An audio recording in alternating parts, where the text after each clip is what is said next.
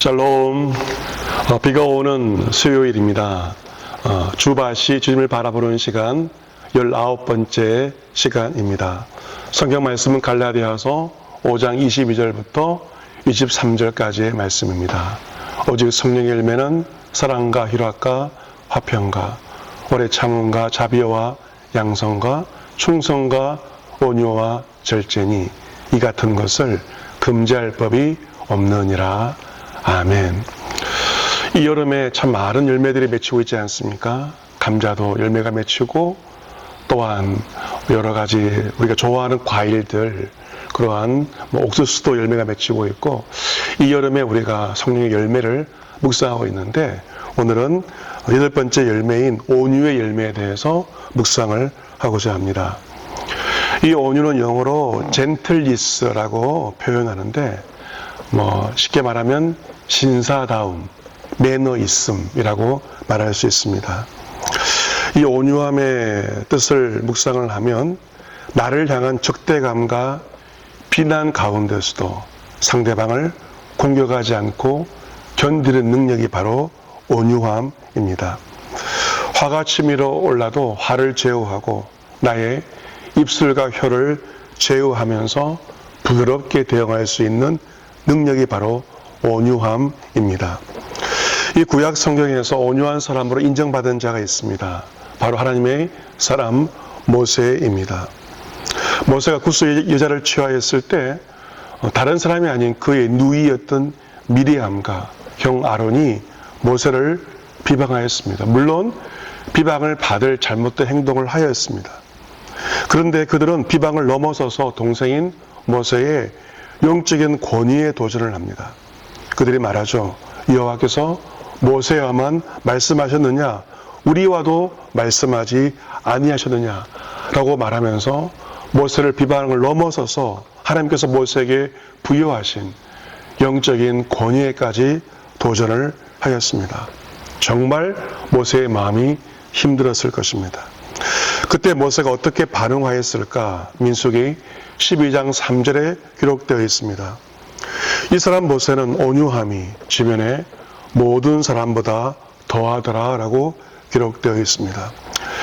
비유적으로 기록되어 있지만 모세는 그 상황에서 자신의 화를 제어했고요.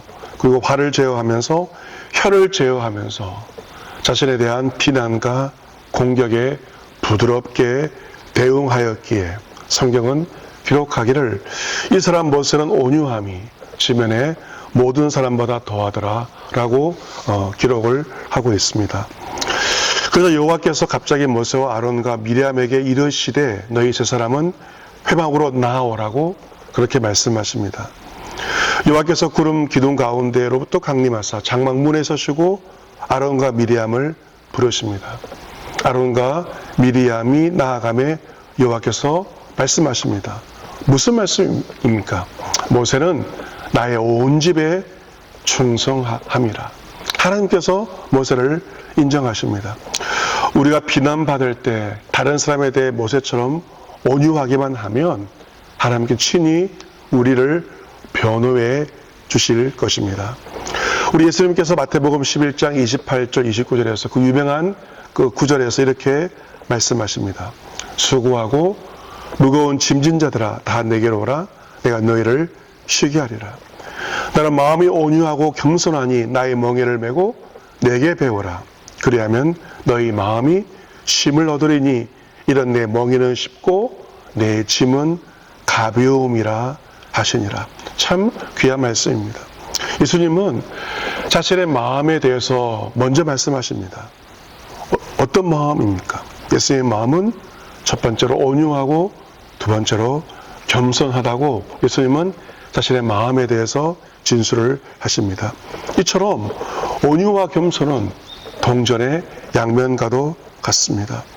우리 주님께서 내게 배우라 하신 것처럼 온유하고 겸손하신 예수님의 마음을 배워야 합니다. 우리가 온유하고 겸손하신 예수 그리스도의 마음을 우리가 배울 때 우리의 마음이 쉼을 얻게 될 것입니다. 우리의 마음이 온유하고 겸손할 때 우리의 마음은 안식을 누리고 쉼을 얻게 됩니다. 영적 지도자의 덕목 가운데서 중요한 덕목이 바로 온유함입니다. 그래서 디모데후서 2장에서 바울은 주의 종의 덕목을 열거하면서 온유함에 대해서 말합니다.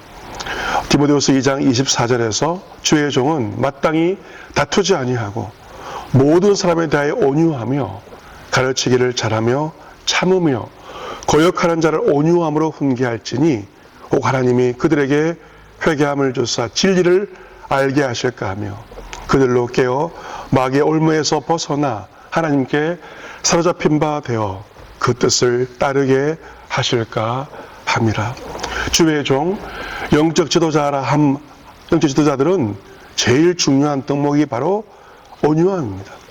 다투서는 안 됩니다. 다투지 않고 그리고 모든 사람에 대하여 온유하며 참아야 하는 것입니다.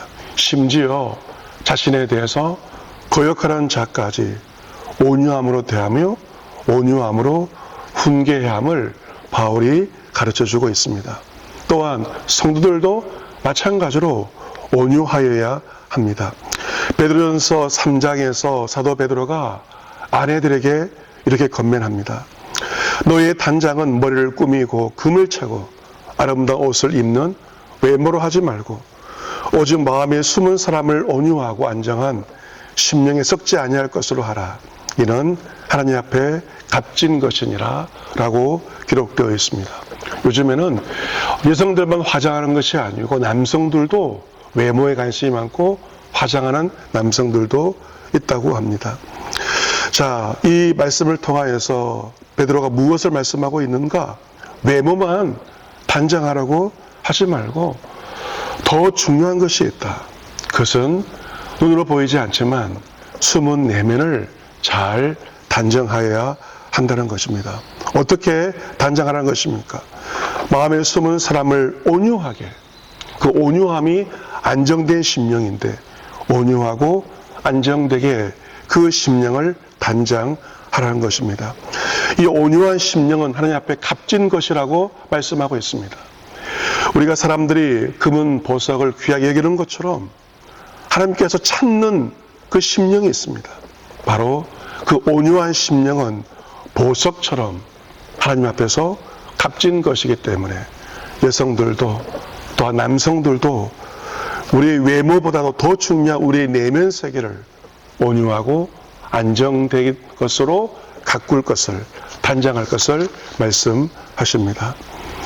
이 온유함의 가치, 이 온유함의 진가를 언제 드러나는 것인가? 물론 평상시에도 드러나지만 극한 상황에서 이 온유함의 가치, 온유함의 진가가 드러나게 됩니다. 우리 예수님께서 십자가를 앞두시고 대적들에게 잡히시지 않았습니까? 그들이 예수님을 말도 되지 않는 죄목으로 거짓으로 고발할 때 우리 예수님 어떠한 모습으로 대응하셨습니까? 우리 예수님은 그 거짓된 고발, 말도 되지 않는 그 모든 일들 앞에서 예수님은 공격적이거나 호전적인 태도를 취하지 않으셨습니다. 예수님은 오히려 묵묵히 침묵을 지키셨습니다.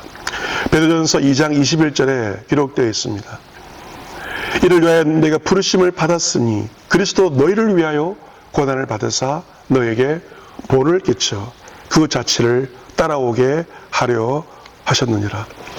그런 죄를 범하지 아니하시고 그 입에 거짓도 없으시며 욕을 당하시되 맞대어 욕하지 아니하시고 고난을 당하시되 위협하지 아니하시고 오직 공의로 심판하신 이에게 부탁하시며 친히 나무에 달려 그 몸으로 우리 죄를 담당하셨으니 이런 우리로 죄에 대하여 죽고 의에 대하여 살게 하려 하심이라. 우리 예수님은 십자가 앞에서 욕을 당하셨지만 맞대어 욕하지 아니하셨습니다.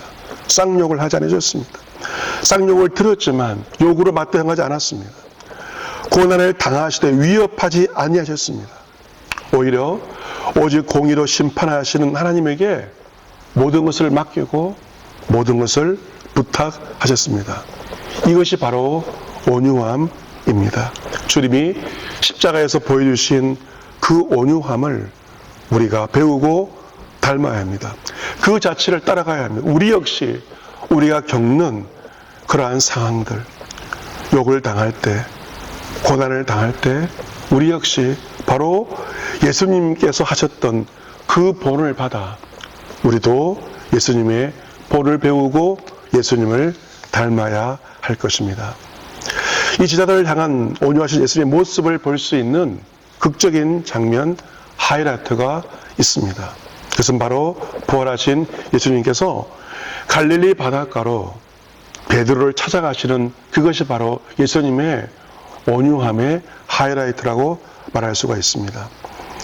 이 베드로는 예수님의 부름을 받은 제자였고 그것도 수제자, 으뜸가는 제자였습니다.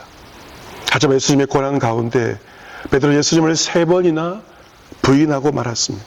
심지어 저주까지 하였습니다. 다 자신이 살기 위해서 예수님을 배신하고 부인한 것입니다. 하지만 그 베드로는 자신의 그 과오로 말미암아 견딜 수 없는 그러한 죄책감과 후회를 느꼈을 것입니다. 결국 베드로는 자신의 고향으로 돌아가 버립니다. 옛생활로 돌아가서 갈릴리 바닷가에서 고기잡이를 하면서 지내게 됩니다. 하지만 부활의 예수님은 그러한 베드로를 찾아오십니다. 신방하십니다. 그를 위해서 아침상까지 조반을 준비하십니다. 식사를 한 다음에 예수님은 베드로에게 3가지를 묻습니다. 동일한 것을 3번 묻습니다. 그것은 다른 것이 아니라 내가 나를 사랑하느냐? 사랑의 질문을 하십니다. 예수님은 자신을 부인한 베드로를 책망하시지 않았습니다. 내가 그러고서도 수제자냐? 면박을 주지 않았습니다. 공개적으로 망신을 주시지 않았습니다. 베드로는 자신을 찾아오신 예수님의 온유하심을 통하여 그런 온전히 회복이 되었습니다. 성질 급한 그 베드로가 예수님처럼 온유하고 겸손한 자가 되었습니다.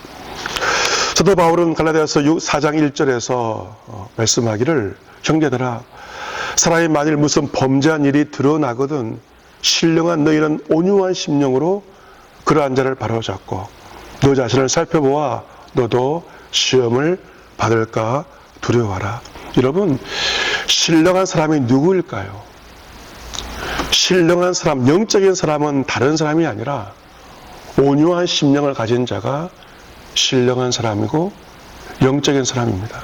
만약 그 심령이 온유하지 않는다면 그 사람 영적인 사람이 아니고 신령한 사람이 아닙니다. 신령하다는 것은 온유한 심령을 가진 자가 바로 신령한 자, 영적인 사람이라고 말할 수가 있습니다. 우리가 다른 사람의 잘못을 대할 때, 또 성도의 잘못을 대할 때 어떤 마음의 자세를 가져야 할 것인가? 그것은 바로 온유한 심령을 가져야 합니다.